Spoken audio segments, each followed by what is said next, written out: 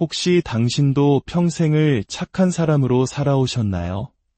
거절하는 법을 배우지 못해 늘 네라고만 대답하고, 때로는 잠을 줄이고, 소중한 시간을 내어주고, 심지어 자존심이 상하는 순간에도 다른 사람의 필요를 먼저 채워주던 그런 산말입니다. 처음에는 그것이 나의 강점이라 믿었을 겁니다. 배려심 깊고 이타적인 사람이라는 칭찬 속에서 안도감을 느꼈을지도 모릅니다. 하지만 어느 순간 깨닫게 됩니다. 그런 삶이 서서히 나의 정체성을 갉아먹고 있었다는 사실을 말이죠. 오늘 우리는 이 지나친 착함에 대한 불편한 진실을 뇌과학의 관점에서 이야기해보려 합니다. 결론부터 말씀드리자면 지나친 착함은 진정한 의미의 친절이 아닙니다. 그것은 사실 두려움에 가깝습니다. 거절당할 것에 대한 두려움, 갈등 상황에 대한 두려움, 그리고 무엇보다 미움받고 싶지 않다는 깊은 두려움 말입니다. 이러한 두려움이 오랜 시간 반복되면 우리의 뇌는 스스로를 재설계하기 시작합니다. 진정한 나 자신으로 살아가는 것에서 안정감을 느끼는 대신 타인의 인정과 칭찬 속에서만 안전함을 느끼도록 신경회로가 연결되는 것입니다. 그리고 이것은 우리의 신경계와 감정, 그리고 사회적 관계에 심각한 결과를 초래합니다. 우리의 뇌 속에는 도파민이라는 신경 전달 물질이 있습니다. 흔히 행복 호르몬이라고도 불리죠. 이 도파민 시스템은 우리가 스스로 무언가를 성취했을 때, 즉 자신의 승리에 반응하며 우리에게 만족감과 동기부여를 줍니다. 하지만 타인의 인정을 갈구하는 삶이 계속되면 이 시스템이 고장나기 시작합니다. 나 자신의 성공에는 무감각해지고 오직 타인의 칭찬이나 인정이라는 외부 자극에만 도파민이 반응하게 되는 것입니다. 결국 우리는 타인에게 의존적인 존재가 되어버립니다. 스스로는 알아차리지도 못하는 사이에 인정 중독이라는 보이지 않는 굴레에 갇히게 되는 것이죠. 오늘 우리가 나누려는 이야기는 결코 냉정하고 이기적인 사람이 되라는 말이 아닙니다. 오히려 그 반대입니다. 이것은 타인에게 빼앗겼던 나의 자존감을 통제하는 신경회로를 되찾는 과정에 대한 이야기입니다. 인기보다 존중을 더 가치 있게 여기도록 우리의 마음과 몸을 훈련시키는 방법에 대한 이야기입니다. 우리가 왜 이런 행동을 하는지 그 과학적 원리를 이해하게 되면 우리를 착한 사람 콤플렉스라는 굴레에 가두는 낡은 습관의 고리를 끊어낼 수 있습니다. 그리고 그 고리를 끊어내는 순간 놀라운 변화가 시작됩니다. 우리는 더 이상 타인의 인정을 위해 사는 것을 멈추고 진정한 목적이 있는 삶을 살아가기 시작할 것입니다. 피플 플레저, 즉 다른 사람을 기쁘게 하려는 사람이라는 말은 언뜻 들으면 무해하고 심지어 고상하게까지 들립니다. 하지만 이것은 단순히 성격의 문제가 아닙니다. 뇌과학의 관점에서 보면 이는 오랜 시간에 걸쳐 우리의 뇌가 다른 모든 것보다 인정을 통한 안전 확보를 최우선으로 여기도록 길들여진 결과입니다. 문제는 우리의 신경계가 그 안전함이 진짜인지 아니면 단지 그렇게 느껴지는 것뿐인지 구분하지 못한다는 점입니다. 그저 똑같이 반응할 뿐이죠. 어린 시절을 떠올려 봅시다. 부모님, 선생님, 혹은 친구들은 아마도 우리가 순종적이고 잘 동의하고 남을 잘 도울 때 칭찬을 해주셨을 겁니다. 그 칭찬은 단순히 기분 좋은 말이 아니었습니다. 그것은 우리 뇌의 강력한 신경화학적 충격이었습니다. 도파민, 세로토닌, 옥시토신과 같은 화학물질이 분비되며 뇌에게 이렇게 말하는 것과 같았습니다. 이 행동은 좋은 거야. 계속 반복해 뇌는 보상을 주는 행동을 반복하도록 설계되었기 때문에 우리는 자연스럽게 그 습관의 고리를 만들기 시작했습니다. 다른 사람을 기쁘게 할수록 더 큰 보상감을 느꼈고 수년에 걸쳐 그 고리는 이제 완전한 자동화 시스템이 되었습니다. 그래서 이제 우리는 어떤 방에 들어서면 기회를 찾거나 자신의 목표와 부합하는지를 살피는 대신 무의식적으로 미세한 신호들을 스캔합니다. 누가 무언가를 필요로 하는지, 누가 기분이 안 좋은지, 누가 거리를 두려워하는지, 그리고는 즉시 스스로 인지하지도 못한 채 자신을 조정합니다. 목소리 톤을 부드럽게 바꾸고 속으로는 동의하지 않으면서도 고개를 끄덕이고 전혀 웃기지 않은 농담에 미소를 짓습니다. 이것은 친절이 아닙니다. 생존 행동입니다. 진짜 문제는 여기에 있습니다. 뇌의 보상 시스템이 이런 식으로 타인에게 장악당하면 우리 뇌는 더 이상 우리 자신의 승리를 축하하는 법을 잊어버립니다.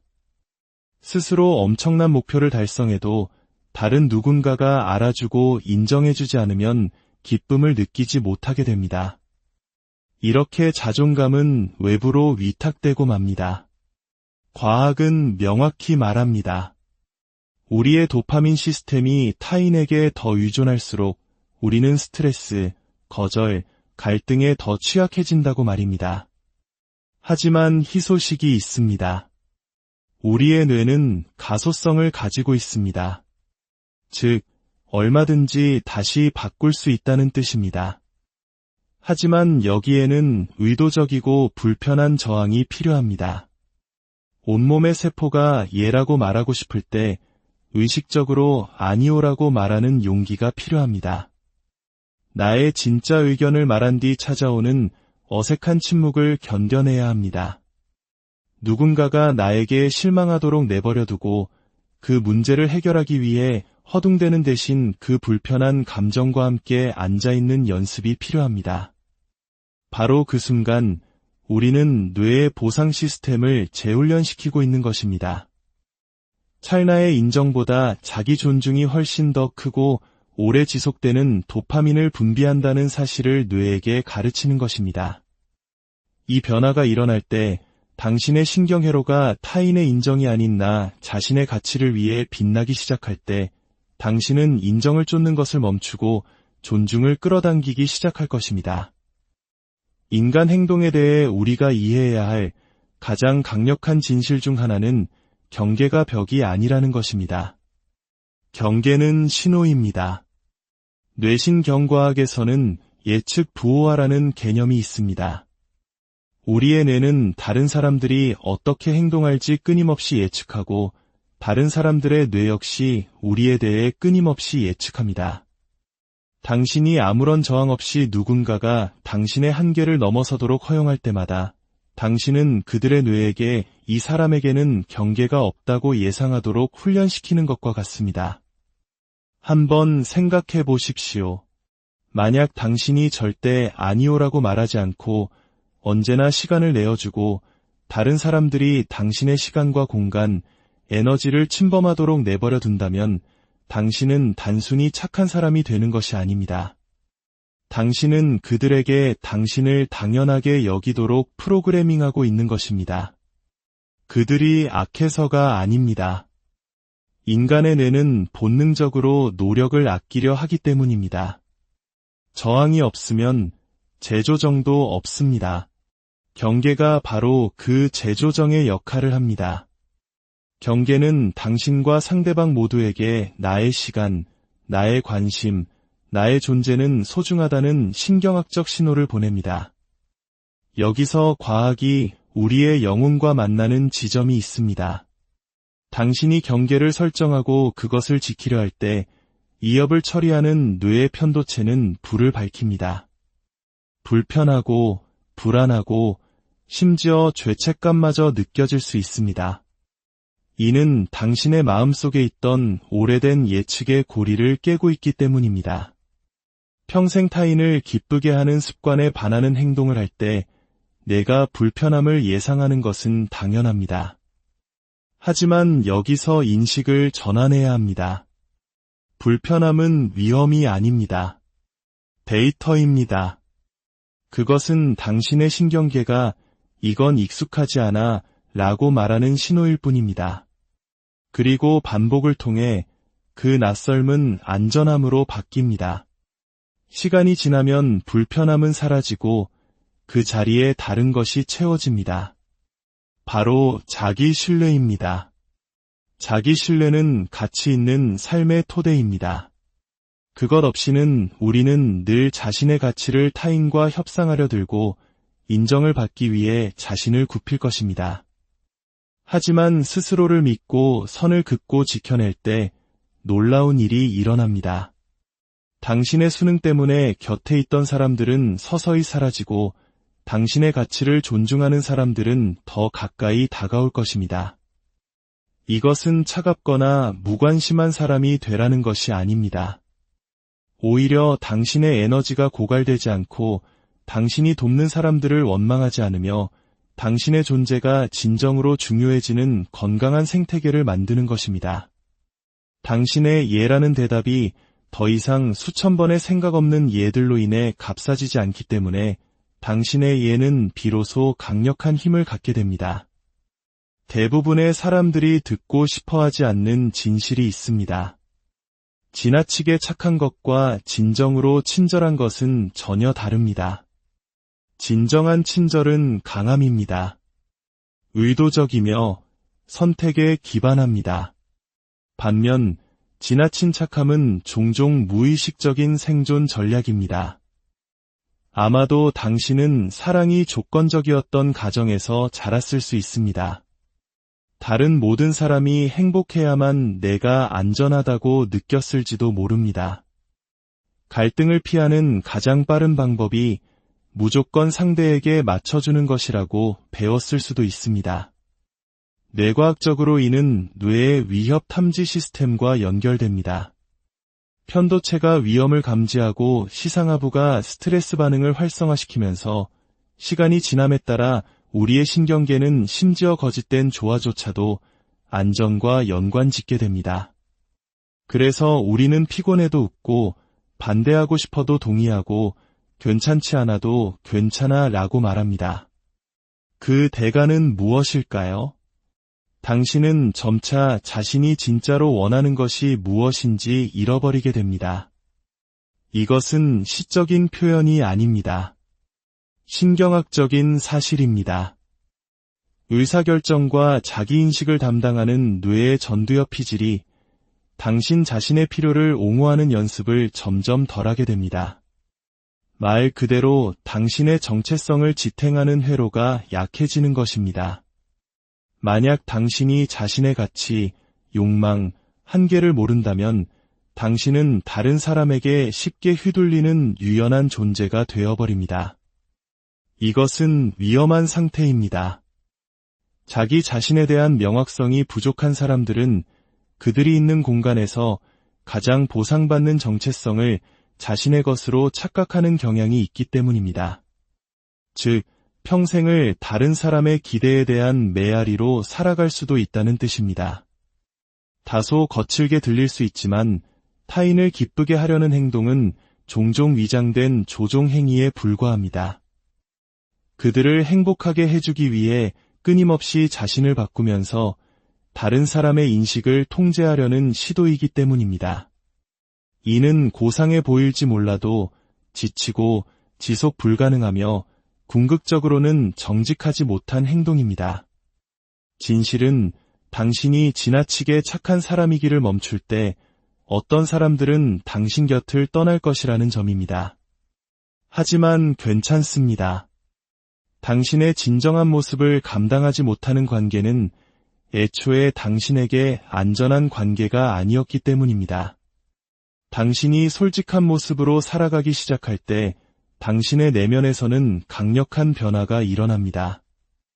의미 있는 무언가를 성취했을 때 활성화되는 바로 그 도파민 보상 시스템이 당신이 자신의 진실을 존중할 때마다 불을 밝히기 시작합니다. 당신은 다시 살아있음을 느끼게 될 것입니다. 다른 사람들을 신경 쓰지 않게 되어서가 아니라 마침내 그 관계의 방정식에 자기 자신을 포함시키기 시작했기 때문입니다. 결국 타인의 인정을 위해 사는 삶에서 벗어나 자신의 내면과 일치하는 삶을 살아갈 때 진정한 변화가 찾아옵니다.